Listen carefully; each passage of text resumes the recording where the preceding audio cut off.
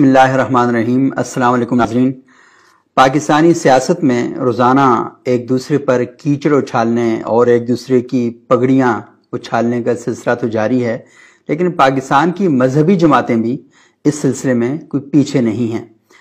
मुख्तलिफ वाक़यात हमारे सामने आते रहते हैं और हम देखते रहते हैं कि किस तरीके से ख़ुद को इखलाक और किरदार का मरकज़ और मंबा करार देने वाले लोग एक दूसरे की पगड़ियाँ उछालते हैं। वो किसी ने मशहूर बात कही थी कि यहाँ पगड़ियाँ उछलती हैं, इसे मैखाना कहते हैं। तो सियासत का मैखाना ऐसा ही है कि यहाँ पर दस्तारें उछलती रहती हैं, पगड़ियाँ उछलती रहती हैं। आज पेशावर में कोड़ा खटक में जामिया हक्कानिया में मौलाना सिमुल हक साहब की 3री बरसी के मौका पर एक तकरीब का इनेकाद किया था और इस तकरीब में वफाकुल मदारिस अल अरबिया पाकिस्तान के जो सरबराह हैं मौलाना मुफ्ती तकी उस्मानी साहब, वो बतौर मेहमान खुसूसी शरीक थे और वहाँ पर मकतब देवबंद की तकरीबन तमाम मजहबी और सियासी जो जमातें हैं और जो उनके मदारिस हैं उनके सरबराहान ये सारे मौजूद थे। मौलाना मोहम्मद ख़ान शेरानी साहब जब वहाँ पर आए तो उनके खिलाफ नारेबाजी की गई, उन्हें इसराइली मौलवी कहा गया और उनकी इज़्ज़त व आबरू पर बाकायदा हमले किए गए। और ये तयशुदा था, ऐसा नहीं था कि महज इत्तेफाकी अमल था, ये तयशुदा था। और खैबर पख्तूनख्वा के अंदर पॉलिसी बनाई गई है कि जमीयत उलमा इस्लाम से 4 लोग जिनका अखराज किया गया है, जिसमें मौलाना गुल नसीब खान साहब हैं, मौलाना मोहम्मद ख़ान शेरानी साहब हैं, हाफिज़ हुसैन अहमद साहब हैं, तो इन लोगों को आपने किसी प्लेटफॉर्म पर नहीं बुलाना और अगर ये कहीं आ जाएं तो उनके साथ वही हशर और वही सलूक करना है जो मौलाना अब्दुल्ला दरखास्ती साहब के साथ किया जाता रहा है। मौलाना अब्दुल्ला दरखास्ती साहब की क्या कहानी है ये तो बहुत पहले की बात है, लेकिन अभी हालिया अदवार में जो कुछ हुआ वो मैं चाहता हूँ आपके साथ जिक्र कर दूँ। मौलाना शेरानी साहब पर ये जो हमला अभी हुआ तो ये हमला पूरा एक मनज़्ज़म मनसूबाबंदी के तहत हुआ और इससे पहले भी इसी तरह के काम किए जाते रहे। और जब मौलाना मोहम्मद ख़ान शेरानी साहब पेशावर में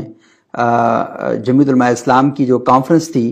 उसमें जब वो आ रहे थे तो उनको स्टेज पर नहीं छोड़ा गया था और मौलाना राशिद सोमरो साहब कहा जाता है कि उन्होंने उन्हें स्टेज पर आने नहीं दिया। अब राशिद सोमरो साहब तो अभी कल के नौजवान हैं और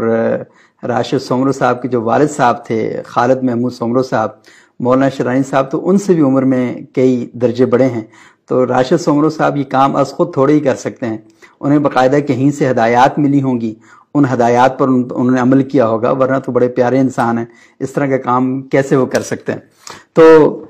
एक बात तो ये हुई और दूसरी बात ये है कि जमीयत उलमा इस्लाम में इस बात का क्रेडिट लिया जाता है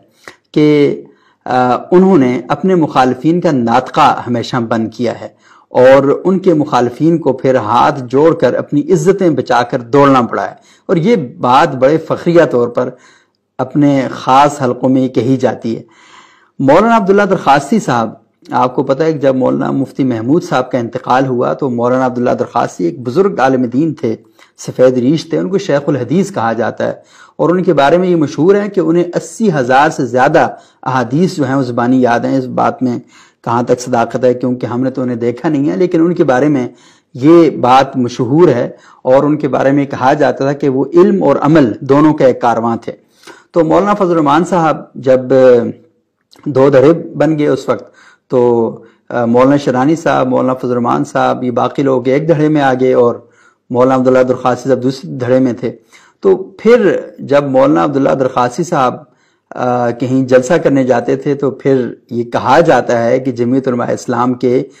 तरबियत याफ्ता कारकुनान वहाँ जाके जलसागाह जहाँ खड़ी होती थी, शामियाने लगे होते थे, वहाँ पर बांस खींच लिया करते थे और उनके खिलाफ नारेबाजी होती और जलसा सारे का सारा तबाह कर दिया जाता था, खराब कर दिया जाता था। और इस बात का अभी तक क्रेडिट लिया जाता है, ऐसा नहीं है कि इस पर कोई दुख या किसी शर्मिंदगी का इजहार है, अभी तक उसका क्रेडिट लिया जाता है। और फिर सिर्फ ये नहीं है, मौलाना गुलाम गौस हजारवी साहब के साथ जो वाक़यात हुए, وہ بھی بڑے مشہور ہیں. دونوں طرف سے ہوتے ہوں گے, ایسا تھوڑی ہے کہ ایک طرف سے واقعہ ہوتا ہوگا, دونوں طرف سے کچھ نہ کچھ ہوتا ہوگا. مفتی محمود صاحب نے مولانا غلام غوث ہزاروی صاحب پر بڑے سنگین نوعیت کے الزامات لگائے, اور ان کے جواب میں مولانا غلام غوث ہزاروی صاحب نے کوئی 32-33 صفحے کا ایک کتابچہ لکھا, اور اس کا نام بھی تھا کہ مولانا مفتی محمود صاحب کی مسلسل غلط بیانی کے جوابات. یہ میرے پاس PDF میں پڑا ہوا, کسی کو چاہیے ہو تو مجھے بتائیے گا, میں اس کو بھیج دوں گا. یہ کوئی 31 صفحوں پر مشتمل ہے, اور میں اس کا کانٹینٹ جو ہے وہ دہرا نہیں سکتا, اور صرف یہ بتا دیتا ہوں کہ یہ مولانا عزیز الرحمان ہزاروی فاضل دارالعلوم حقانیہ نے چھایا کیا, اور ملنے کا پتہ لکھا ہوا ہے کہ الجمیہ پبلیکیشنز, کوہاٹی بازار, راولپنڈی. یہ مولانا عبد المجید ہزاروی ہیں جو اس وقت جمعیت علماء اسلام کے رہنما ہیں, یہ ان کے ہاتھ سے چھپا, جامعہ فرقانیہ مدنیہ, کوہاٹی بازار, راولپنڈی سے, اور 1000 کی تعداد میں چھپا, اور یہ 50 پیسے کا اس وقت دستیاب تھا. تو یہ بہرحال میں اس کا کانٹینٹ جو ہے وہ نہیں بیان کرنا چاہتا,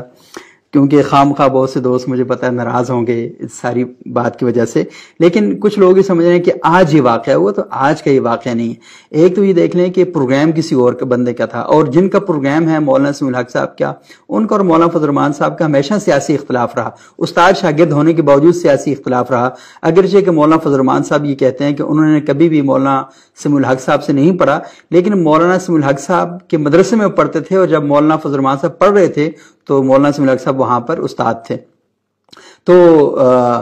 اس طرح ایک استاد تو ہوتا ہے. مثال کے طور پر میں کسی کالج یونیورسٹی میں پڑھ رہا ہوں, اور ہمارے اسکول کا یا کالج کا ٹیچنگ سٹاف ہے, اس میں ایک بندہ جس نے ہماری کلاس کبھی نہیں لی, لیکن اسکول کا ٹیچر ہے, تو استاد ہوتا ہے. لیکن بہرحال ان کے آپس میں سیاسی اختلافات رہے, اور میں آپ کو بتاؤں کہ کئی جگہ میں نے دیکھا کہ مولانا فضل الرحمان صاحب اور مولانا سمیع الحق صاحب بہت محبت سے ایک دوسرے کے ساتھ گفتگو کرتے تھے, اور بڑی زبردست طریقہ ہوتا تھا ان کا گفتگو کرنے کا, لیکن ایک دوسرے کے خلاف پروپیگنڈا بھی بڑا زبردست قسم کا کیا کرتے تھے. تو یہ دونوں چیزیں وہ بڑی کرتے تھے. مجمع کے اندر ان کا سٹائل